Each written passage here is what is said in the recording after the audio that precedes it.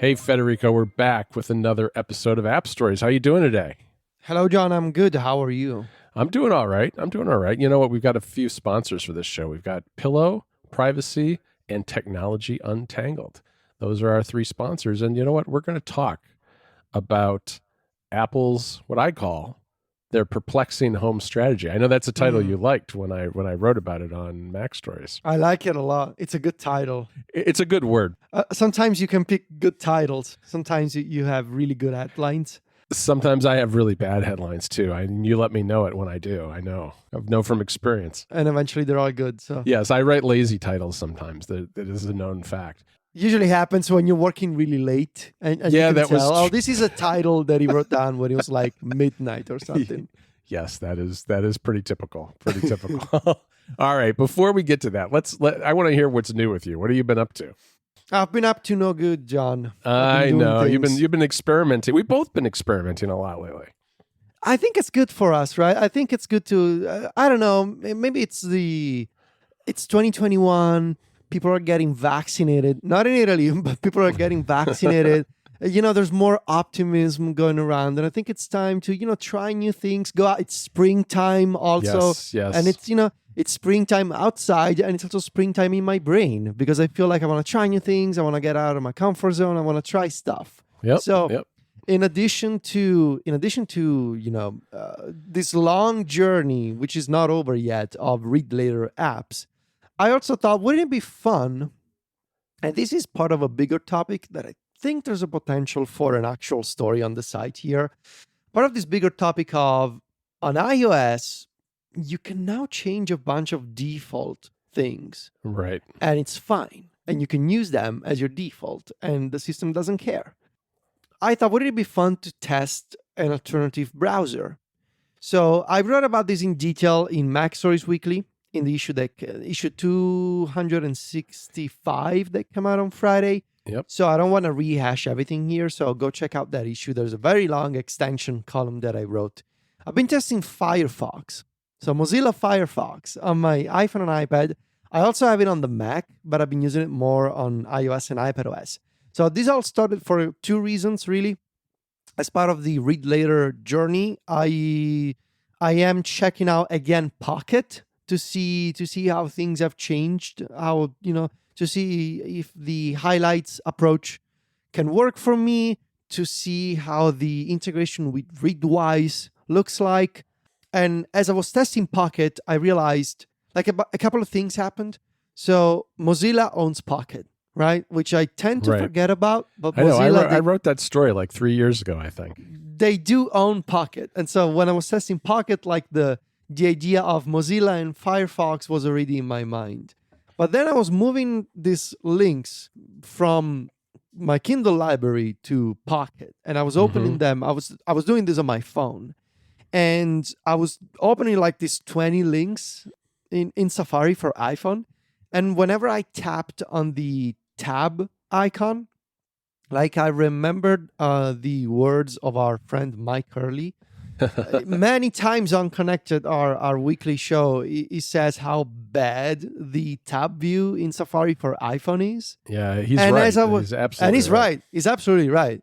Safari uses this vertical stack view of tabs that doesn't really let you easily preview tabs at all, and is slow and clunky to use. Mm-hmm. And as I was moving these 20-something links from my Kindle library to Pocket, I realized, Mike is right, as he often is. and it was a combination of things that, I was thinking about Firefox already. I was getting annoyed at Safari. And then I realized, now it's not like a few years ago. A few years ago, I would have been annoyed, but I would have done nothing about it. And I realized now I can do something about it because I can set Firefox as a third-party browser. So why not use it for a few days?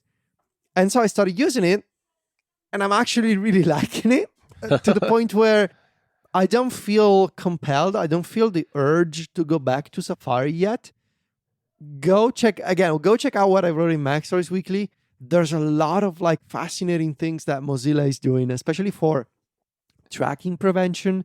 blocking weird stuff that some websites inject in their web pages online, but also like really fun and handy design touches and features.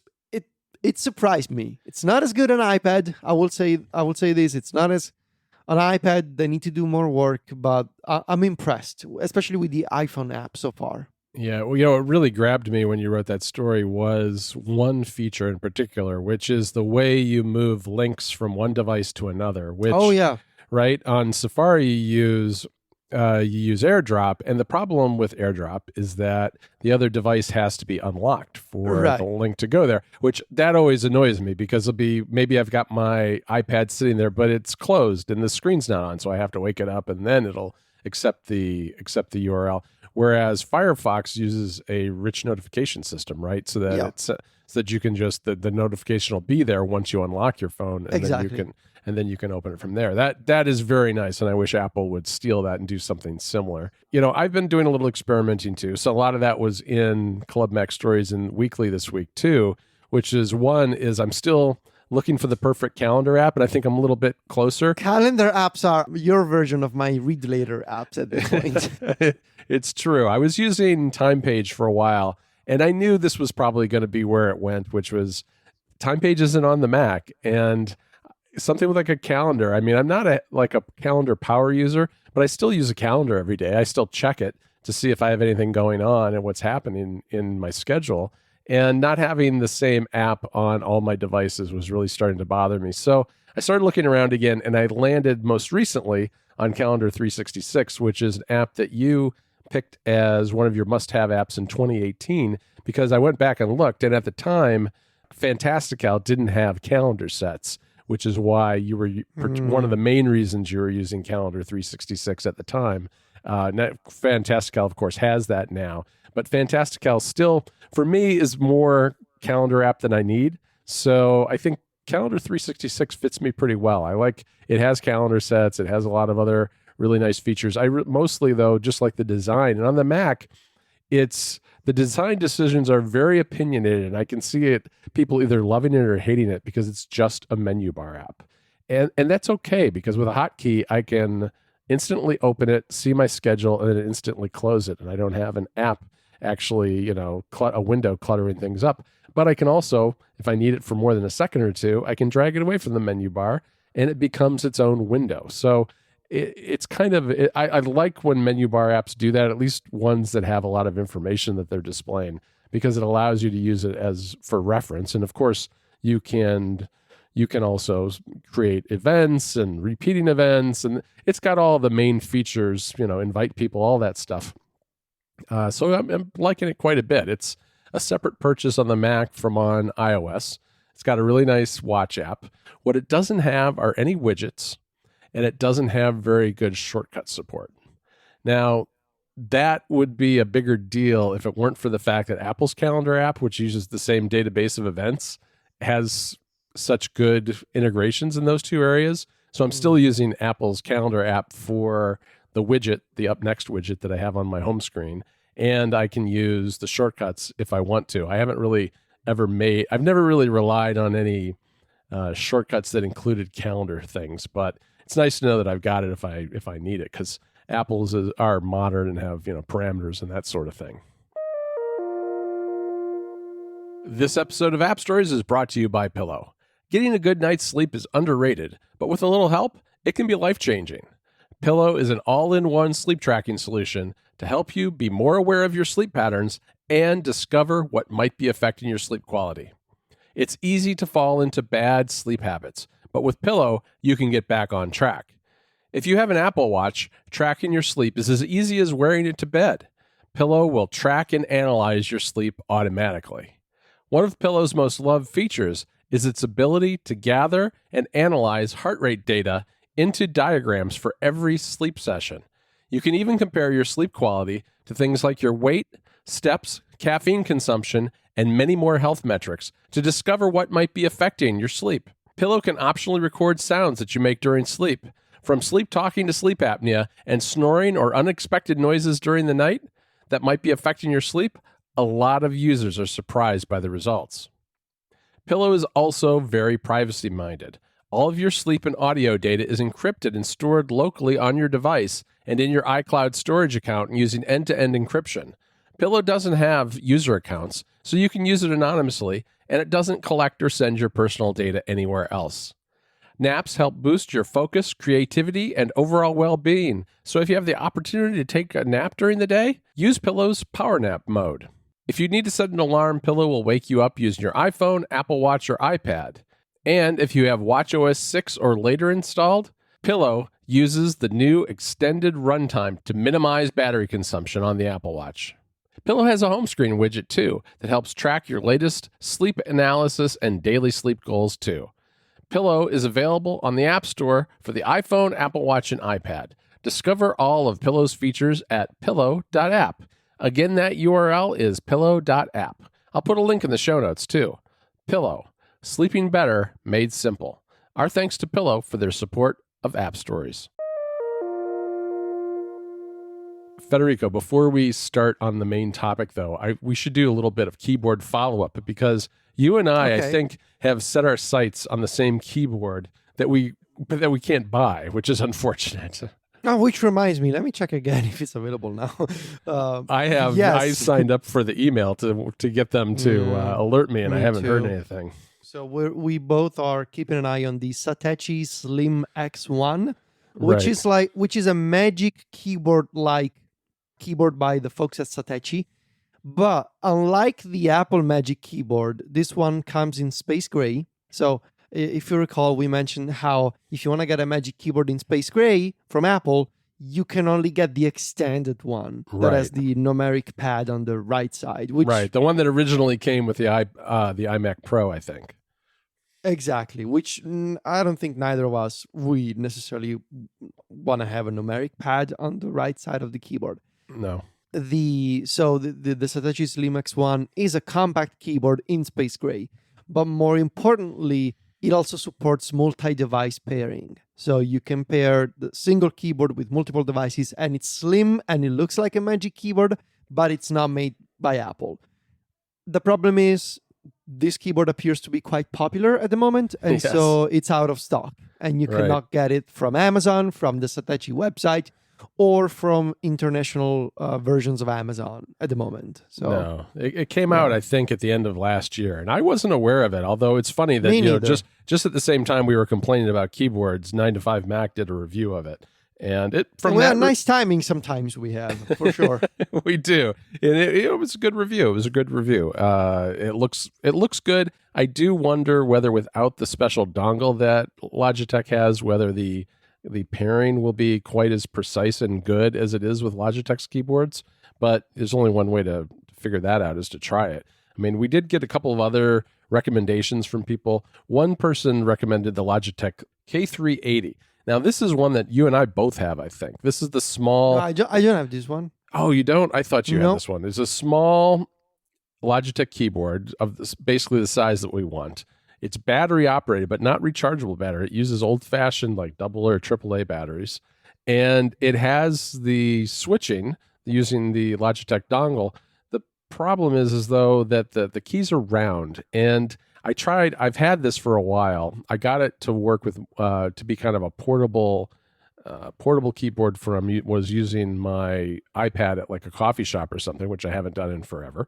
But I got it back out and used it for 2 or 3 days at my desk, and I just don't like the feel of the keyboard that much. So that one, unfortunately, I mean, it's okay for short stints at a coffee shop, but day in and day out, I wouldn't want to make it my daily driver keyboard. And the other one someone suggested was one of the Keychron mechanical keyboards, because they have ones that have multi-device switching, they're USB-C, rechargeable, all of that. But they're obviously they're those big chunky keys, that people, I know keyboard people will probably not like that. I don't like these, but I don't. I actually like the shallow keys of the Magic Keyboard and some of Logitech's keyboards. I feel like those big keys to me, I worry that it's going to end up messing up my hands, or I don't know.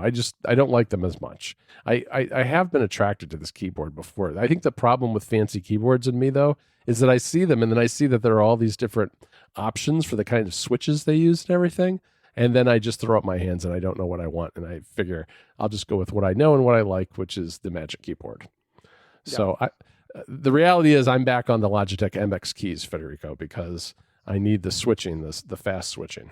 Makes sense. And I just wanted to say, now that you mentioned mechanical keyboards, we never mentioned this, but if you're into mechanical keyboards and if you're into the idea of customizing your mechanical keyboard with key switches and custom things and all of that sort of stuff, go check out what Mike Early is doing on his Twitch channel, right? Absolutely. Yeah. I believe he's doing what's it called? The Mike Keyboard Club on Fridays. He has a schedule and everything, and he has a fancy logo. He's a professional now. So if you're into mechanical keyboard, he's a pro. I mean, I understand nothing about building mechanical keyboards, but I tune in every once in a while. I don't tell him because I don't want him to know, so I guess he's finding that out now.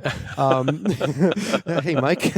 I've peeked in a few times myself. Yeah, me too. And it's fun. It's enjoyable. I like the fact that he like turns around and he has all these bags filled with keys. I know, and plastic it's crazy. Like, so go check it out. We're going to have a link to that in the show notes if you're into mechanical keyboards. Yeah, if I actually go down that path of getting something like that kind of mechanical keyboard, the first person I'm going to ask what I should buy is Mike. So, yeah. I mean... It's like he turns around and grabs the bag and says, let me see all these keys. Like, and the noise that those bags, those little plastic full of bags plastic, yeah. Full of plastic. I love it. I love it. This episode of App Stories is brought to you by Privacy. You know, ever since the pandemic hit, I've been buying pretty much everything online. And it used to be that I had just a handful of sites that I would buy things from that I was comfortable buying from because I'd used them for a long time. And they were big companies like Amazon. But during the pandemic, I haven't been able to find everything on Amazon or elsewhere that I used to shop at. So I've been expanding where I shop online. But that comes with more uncertainty and a little anxiety about whether I'm giving my credit card to somebody who might not use it the way I want them to. Privacy is a tool that makes it easy to manage your financial life online while keeping your most important information secure. By generating virtual card numbers, Privacy masks your bank information, so you never have to worry about giving it out to people who you don't know online. Privacy is super easy to use. I visited their website and signed up, and it only took me a few minutes to get the information input on the site and then to get approved so that I could start creating virtual cards. You can create a whole bunch of cards too. You can create them per site, and you can create limits for how much is spent by each. So if you have a bill that's $9.99 a month, you can authorize it to only charge $9.99 a month, which gives you the peace of mind of knowing that you won't be overcharged. Take back control of your payments. Decide who can charge your card, how much and how often, and you can close cards at any time. Privacy enables you to make key financial decisions on your own. Plus, you can make sure that you are never accidentally billed twice or upgraded to another service without your consent. Set a spending limit of what you should be paying for that service every month so that you can catch when you're overcharged and you won't need to jump through difficult customer service hoops to fix things. Simply pause your Privacy card and they'll block the charges for you. And Privacy has partnered with the good folks at 1Password. You can create, use, and save Privacy cards directly within the 1Password dashboard, which is a terrific feature because it's an app that I've been using for years, long before I even started using Privacy. So it's great that they're working together. All virtual cards created in 1Password will have the same security benefits as your other Privacy cards too. Plus, you can set spend limits, create single-use or merchant-locked cards whenever you want. If you shop online, and really, who doesn't these days, you really need to give Privacy's cards a try. Head on over to privacy.com/appstories and sign up for an account. New customers will automatically get $5 to spend on their first purchase. Again, that URL is privacy.com/appstories. Go there now to sign up and get $5 to spend on your first purchase. Our thanks to Privacy for their support of the show.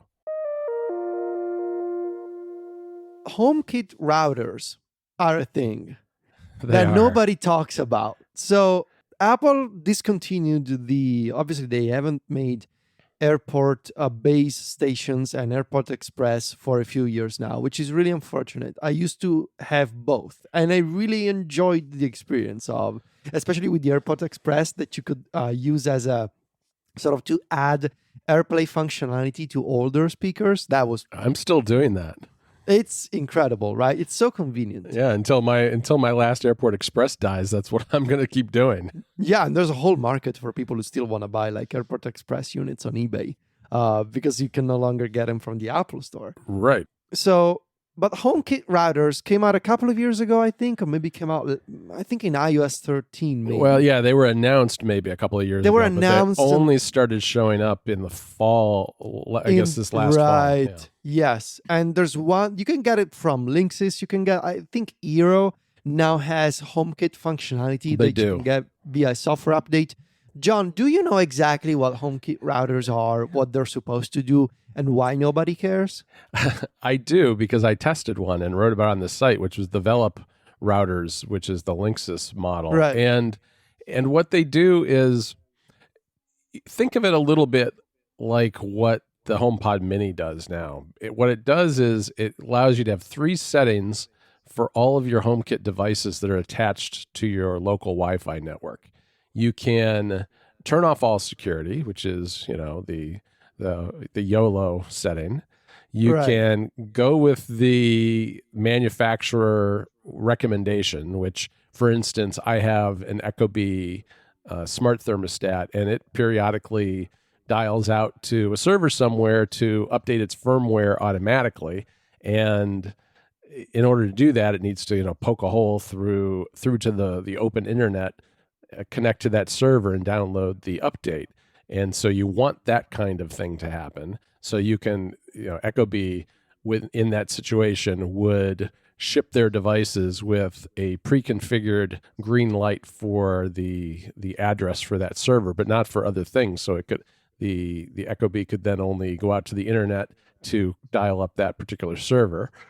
Or you can shut off your HomeKit devices entirely from the wider internet. And that means that they still have access to the router for the purpose of communicating across your network.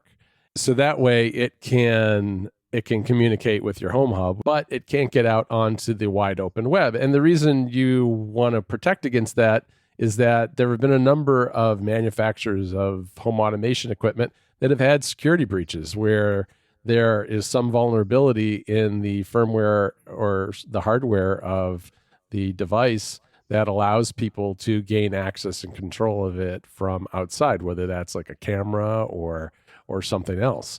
And the reason that's a little bit like what's happening with the HomePod Mini is that the HomePod Mini has a thread radio in it, the Mini acts as what they call a border router. So it creates a mesh network of all the thread devices on your network so that they can send data and traffic across hop from one device to the other, communicating back to the Mini. And the Mini is the gateway to the open web. And it kind of acts as a firewall for the open web with those devices, in the same way that like these Velop routers and Eeros and any others that are out there act as a firewall for your other HomeKit devices that, unlike something like a lot of thread devices don't have Wi-Fi access. They might be like a door sensor or a window sensor, that kind of thing, or a motion detector that doesn't have a Wi-Fi antenna in it. It just operates over Bluetooth, for instance, or the thread radio itself. Some devices do need Wi-Fi access or already have it historically. And so that's why you'd want it on your router to kind of protect the Wi-Fi devices from the same kind of access threats, I guess. Now, the reality is that not many manufacturers are making these.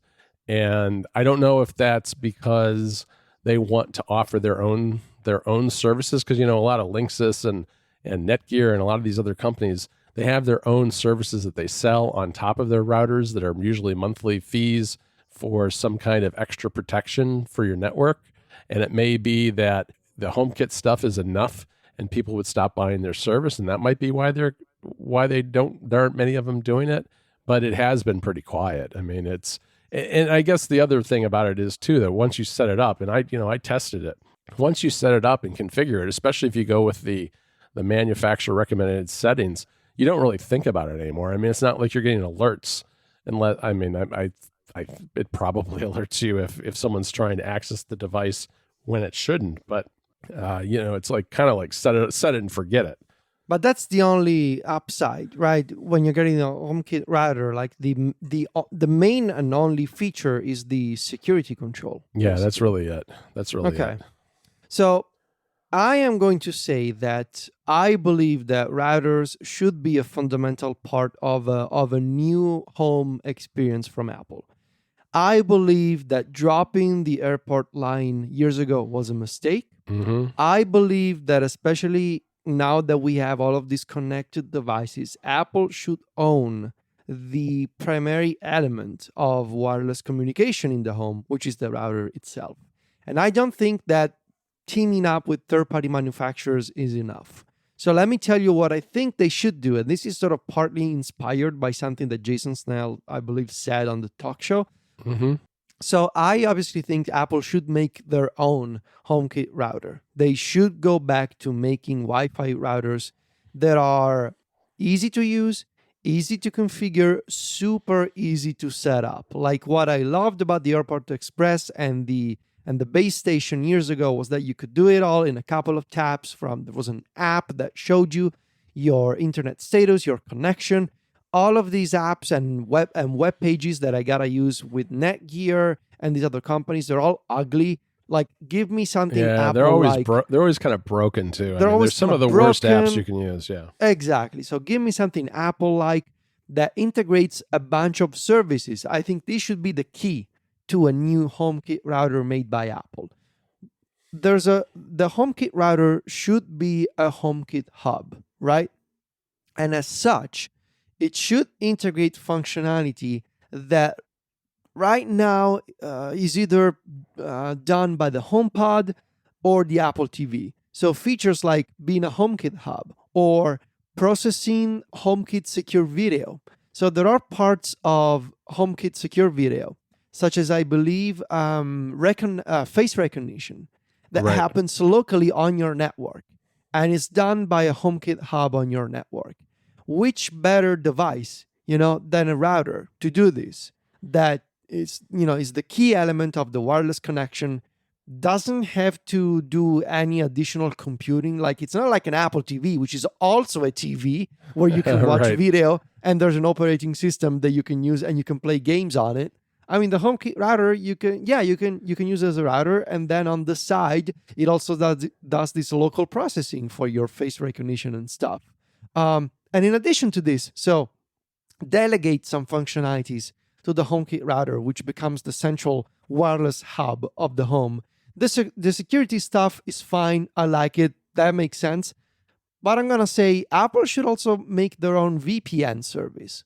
There should be an Apple VPN that encrypts all of your data, that is secure, that you can trust because it's made by Apple, and that is a service. And Apple likes services, especially when you can charge for them. Now, I know that VPNs are can be sometimes a shady territory, but especially, now you can see more and more, really popular companies making their own VPN services.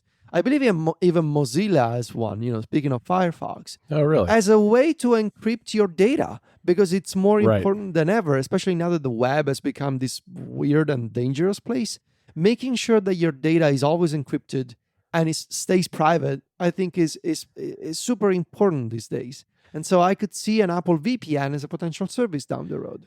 Yeah, I like that idea a lot. And what's curious to me about the airports being dropped is at the time they were dropped, they hadn't been updated in a long time, but they were dropped in the midst of HomeKit coming out. I mean, Apple was on, all that stuff was on the rise. It's not like they dropped them and then, later they had HomeKit and it's something that could benefit from this. They actually dropped them while they had HomeKit up and running and were using things like the iPad as a hub. And to me, it doesn't make a lot of sense. And there's a thread here, I think, in a lot of stuff we're going to talk about, is that it feels like maybe the hardware and the services are disconnected at Apple, in the sense that these devices are being created and marketed without a lot of thought to the service side always. I think the original HomePod is a really good example of that, because it's pretty clear that the original HomePod was conceived as a speaker first, and everything else second. And it really wasn't, when it first shipped, a lot of the functionality that was there before it was discontinued wasn't there. I mean, it had Siri integration, but it didn't do a lot more than that. And I feel like a lot of that, it got, in reading some of the background and the stories about how it was created, that the Siri stuff kind of came second and it was a speaker first. And I think that maybe those services that aspect of it needs to be baked in earlier in the process and development, I think, because there's a lot of things here, whether it's HomeKit and the routers or HomeKit and the HomePod, that feel like they're not tightly woven together in the way that they probably should be. Yeah. And I think there's a really good example of this is also the Apple TV itself, right? Right. Which is stuck right now in such an odd place in Yes. between, Apple as a services company, but also as the hardware maker that sells the Apple TV. And I feel like there's this weird tension between the two aspects of it when it comes to the Apple TV. So the Apple TV, I mean, besides the fact that the Apple TV 4K hasn't been refreshed in a few years now, and it still costs $180, and you can get cheap, much, much cheaper devices that accomplish the same things technically, such as 4K HDR, Dolby Vision, Dolby Atmos, all that sort of stuff. Right. Besides that, the idea of the Apple TV as a physical device for something that arguably at this point you can get anywhere else, I don't understand how much sense it still makes. So I'm referring obviously to Apple TV Plus, the service, and the TV app, which is the hub for all of your video content on tvOS. Now you can get the TV app on other something like a Roku TV or something like a Chromecast or an Amazon Fire TV or Amazon Fire Stick even. You can get Apple TV Plus everywhere. I mean, it's even on PlayStation, I think. Right. You can, as a service, it's like, obviously it's like Netflix or Spotify. You can get it everywhere. That's the idea of a service. It's the horizontal integration, right? That spans multiple platforms. Mm-hmm. And that leaves you can get the TV app everywhere. You can get the Apple TV Plus service everywhere. Where does that leave the Apple TV as a physical device? In a weird place is the answer, because when you think about it, really the only advantage at this point is that you are using an Apple TV with tvOS. So I guess the key selling point is the integration with, it's tvOS. So it supports AirPlay. You can control it from your iPhone with a virtual remote. And it's got Apple Arcade, so you can play games on a big TV.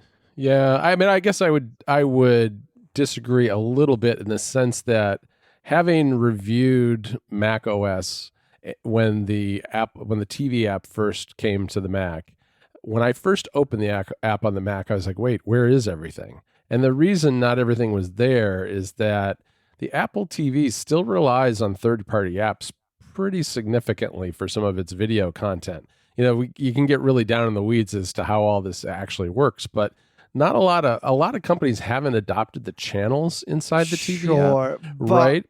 On the Mac, I get it, but on other televisions, you can get those services with their own apps on those televisions. I understand.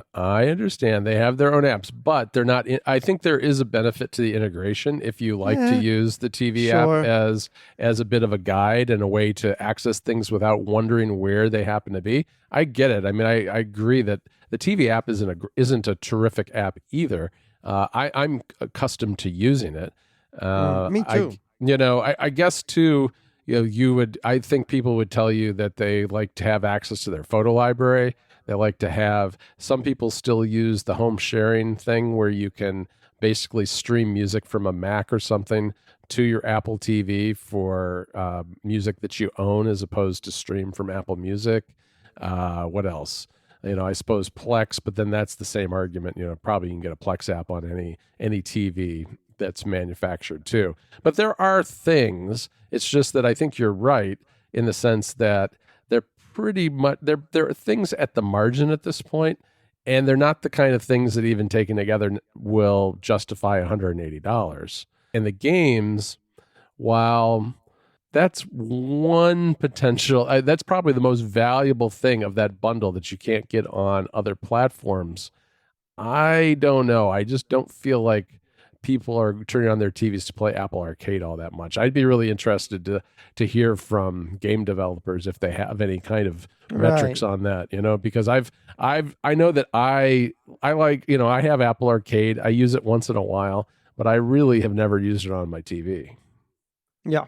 And I think really that all these arguments that reasons to buy an Apple TV, right? Imagine a list like reasons to buy an Apple TV. It's because you're an Apple customer and you demand a certain quality from the Apple brand. Therefore, it makes more sense to get an Apple TV than a Fire TV stick or a Roku TV, whatever. Mm-hmm. I get it. It makes sense. You're an Apple fan and you want to get the Apple version of the thing.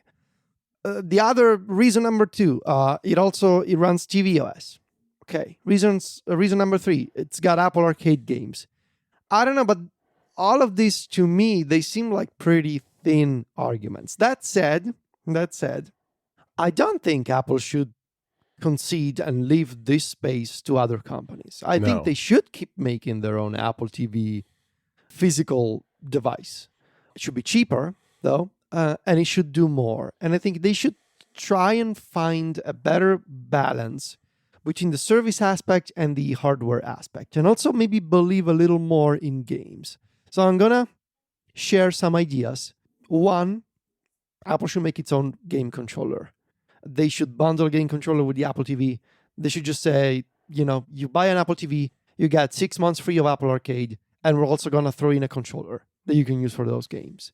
And I think it would be a nice sign of commitment to the platform and to Apple Arcade to do that sort of thing, right? To get more serious about Apple Arcade as a service that also has games that you can enjoy on a bigger TV. Right. I have said for a very long time that they should use the same AirPods technology in a game controller because of the low latency. Exactly. Right? Exactly. It would be fantastic.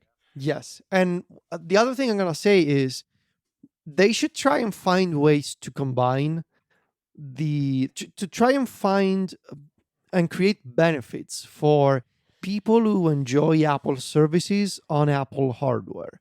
Now, maybe this sounds stupid, but imagine if you're an Apple TV Plus subscriber, and if you watch Apple TV Plus content on an Apple TV physical device, I don't know, maybe you get something like bonus scenes or extras. Like if you have the Apple TV, you get more stuff out of the service. Right. And that becomes a way to convince people to continue paying for the subscription, but also to entice people to get the physical thing, right? Yep. You get the thing, you sign up, you can watch the content, but also because you purchased the device, you also get extra stuff. Yeah, and there should be deeper integration with HomeKit, because I think there should be a home app on the Apple TV that actually lets you see a dashboard of all of your devices in your home. There is integration there. I mean, you can see video, for instance, when somebody rings a video doorbell and that sort of thing. But I think they can go a lot further in terms of both monitoring the devices you have and making the Apple TV a HomeKit device itself in its own right, where you can do things like know whether it's turned on or not and incorporate it into things like shortcuts and home automations. All that stuff, there's very little you can do with it right now. This episode of App Stories is brought to you by Technology Untangled, a terrific podcast hosted by Michael Bird. I recently listened to the show and I really enjoyed it. It's a show that deciphers tech's rapid evolutions with one simple question in mind. What's really going to shape our future, and what's going to end up in the bargain bin with floppy disks? I listened to a couple of different episodes and really liked them a lot. One was about digital ethics, and the other was about 5G, and they really made me think. The digital ethics episode dove into artificial intelligence and the implications and how we create technology for the force of good as opposed to evil. It's the kind of big picture topic that's facing us across all sectors of technology, and the discussion was really smart and really thought-provoking. The 5G one was good too, because 5G has really got an image problem, which is one of the things that this episode tackles. On the one hand, it promises incredible speeds, but on the other, it's gotten panned early on as being a bunch of hot air at times. So it was interesting to get the perspective of both sides of this and try to figure out where the truth about 5G lies. The thing I like about this show the most, whatever the topic happens to be, is that if you're curious about not just today's technology, but where technology is heading, then this is a show for you. Past guests have included people from places like Google, Sainsbury's, Aston Martin, Red Bull Racing, Nokia, Goonhilly, Earth Station, the New York Times, and Nokia. It's quite a list of guests. And to give you an idea of the episode topics, you can expect things like the 5G episode that I mentioned, which was just recently released, and how supercomputers are helping us with the fight against COVID by sifting through billions of molecules to look into drugs to repurpose, along with AI and the future of jobs, too. There are even episodes on energy innovation and the mission to Mars. It's a wide variety and lots to choose from. Search for Technology Untangled anywhere you listen to podcasts, and we'll include a link in the show notes. Our thanks to Technology Untangled for their support of App Stories. So about the next item in this home experience, the HomePod, I just have a couple of things to say. I think the original HomePod had a bunch of problems. The price, of course, was arguably the most important one for a lot of people. The fact that Siri is not that smart and it's not that flexible, obviously, is the other big issue. But I think especially in regards to the HomePod as a product, I think Apple, again, it's the same story. They were stuck in an odd place where they were selling this product that was supposed to be a great sounding speaker, but also an assistant. And so I think you're stuck in between sort of almost approaching audiophile territory, people who really care about sound. And on the other hand, Apple users who really care about the ecosystem and Siri and having a powerful assistant. Now, the powerful assistant part, I think it's pretty obvious. We don't have to say a lot of things about it. Siri is still kind of dumb. And it's, the way that you enable third-party integrations is weird. It's not a full-fledged platform when it comes to Siri on the HomePod, as the Google Assistant or Alexa could be on the Echo. The part about the speaker, though, I think it's interesting. I think what we have seen with the HomePod is audiophiles or people who care about sound want to have they want to have flexibility. They want to have options. And with the HomePod, you were stuck in the AirPlay and Apple ecosystem, right? You could only use the HomePod with AirPlay. You couldn't use it as a Bluetooth speaker. You couldn't use it with a lightning cable, right? Which is something that a lot of people do. Right. The home theater integration came later and it was buggy. And if you're that kind of person, right, that cares about options and cares about great sound and is willing to spend money for great sound, what's stopping you from saying, you know what, I'm just going to get a Sonos system that does more, sounds great.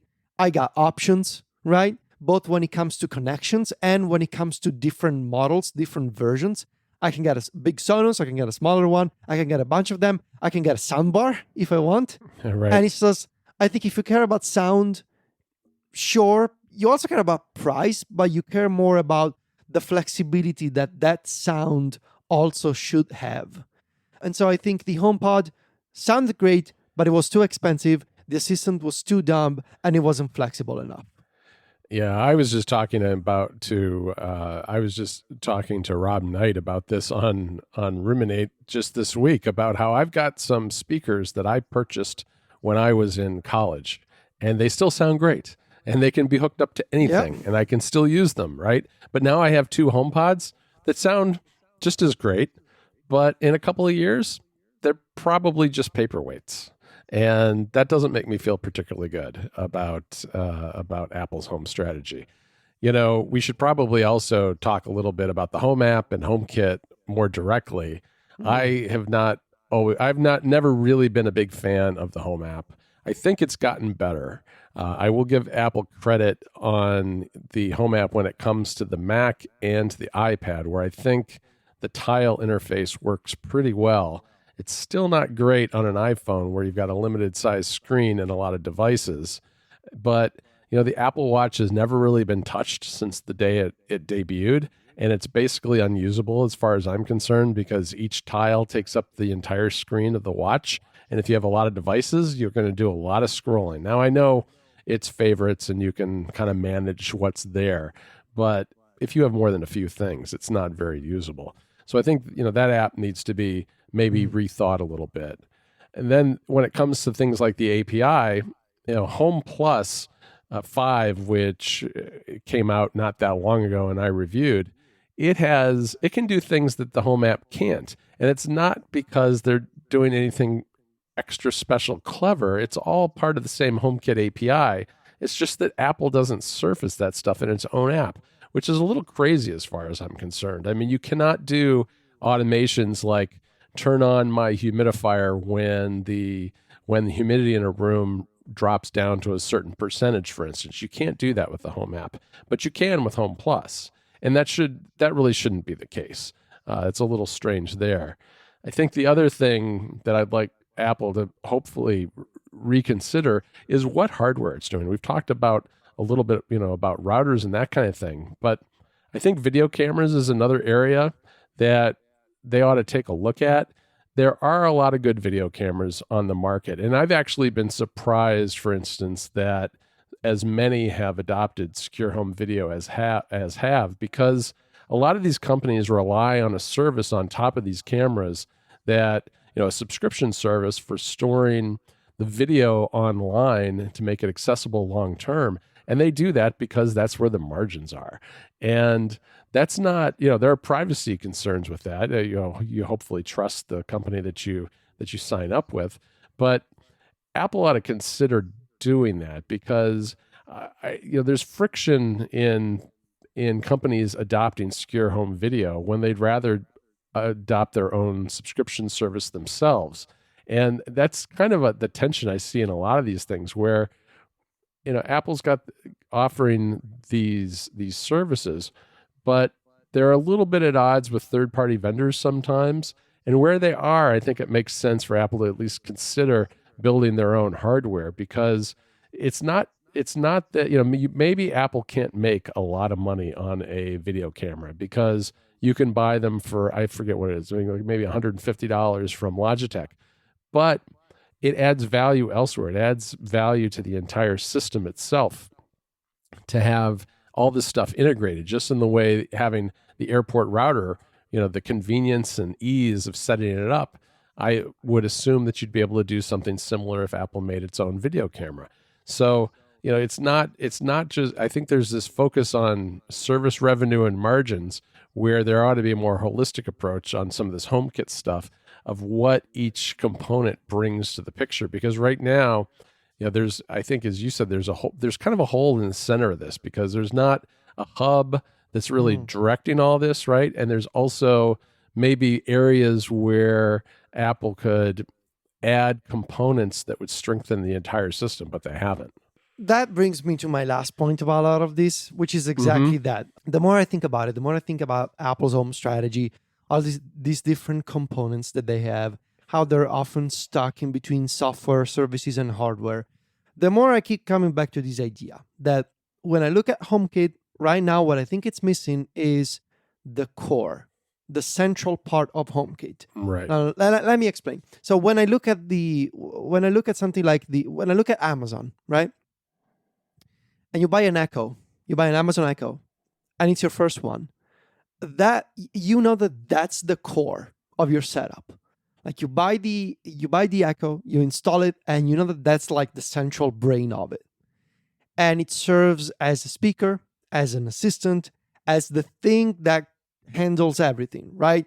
You have the app and you say, here's the Echo, here's all the things that I can configure. You have a pretty clear sense of like, what's the central node where there are all other integrations, sort of like branches of a tree of sorts. And I feel like right now there isn't such a thing with HomeKit, with the Apple ecosystem. Sure, there's an Apple TV that is also a hub. There's a HomePod Mini. I guess. The HomePod has been discontinued. Your iPad can be a hub, but it's also an iPad. All right. And so the HomePod could have been this, right? The HomePod maybe could have been that central core, that brain that you immediately associate with, you point something that you can buy and you can point at it and you say, that's HomeKit, right? And right now instead, it's a little bit of this mess of multiple devices. Each can be a hub. The Home app is on your phone and on the iPad, but it's not on the watch and it's not on the TV for some reason. I think there needs to be a device that becomes the core of your HomeKit setup. And then you can add more things, and you can have a TV and you can have the router, you can have more speakers. But I think Apple needs a thing that they can sell you and they can say that's HomeKit. And maybe a new HomePod could be that.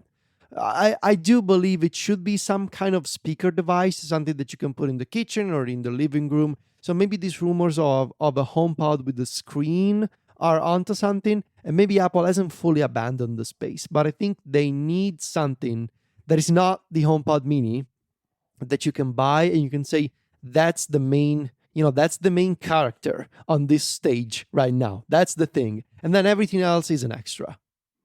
Yeah, it's really kind of like the digital hub that Steve Jobs described. Yeah, look at that. We're going back to that. Right?